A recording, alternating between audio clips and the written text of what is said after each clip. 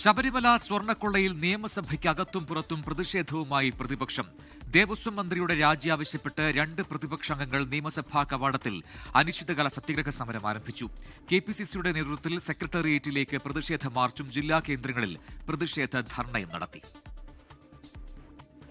നിയമസഭ ആരംഭിച്ചപ്പോൾ തന്നെ ശബരിമല സ്വർണ്ണക്കൊള്ളയിൽ പ്രതിഷേധവുമായി പ്രതിപക്ഷം. ശബരിമല സ്വർണ്ണക്കൊള്ളയുമായി ബന്ധപ്പെട്ട് ബഹുമാനപ്പെട്ട ദേവസ്വം മന്ത്രി രാജിവെക്കണം എന്ന് ആവശ്യപ്പെട്ടുകൊണ്ടും മുഖ്യമന്ത്രിയുടെ ഓഫീസിന്റെ സമ്മർദ്ദം SITയുടെ മേലെ ഉണ്ടാകരുതെന്നും ആവശ്യപ്പെട്ടുകൊണ്ടുള്ള സമരത്തിലാണ്.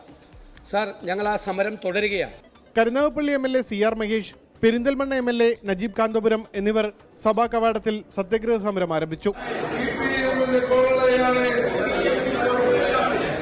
പ്രതിപക്ഷത്തിന്റെ സമരം സർക്കാരിനെതിരെയല്ല, ഹൈക്കോടതിക്കെതിരെയാണെന്ന് മുഖ്യമന്ത്രി.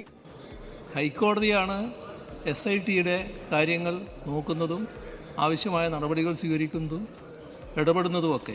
KPCCയുടെ നേതൃത്വത്തിൽ സെക്രട്ടേറിയറ്റിലേക്ക് നടത്തിയ പ്രതിഷേധത്തിൽ പ്രതിപക്ഷ നേതാവും KPCC അധ്യക്ഷനും ഉൾപ്പെടെയുള്ള നേതാക്കൾ പങ്കെടുത്തു. രൂക്ഷ വിമർശനമാണ് നേതാക്കൾ സർക്കാരിനെതിരെയും മുഖ്യമന്ത്രിക്കെതിരെയും നടത്തിയത്.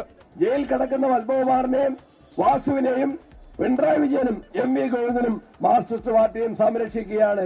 ജില്ലാ കേന്ദ്രങ്ങളിൽ കളക്ടറേറ്റിലേക്കായിരുന്നു കോൺഗ്രസിന്റെ പ്രതിഷേധ ധർണ.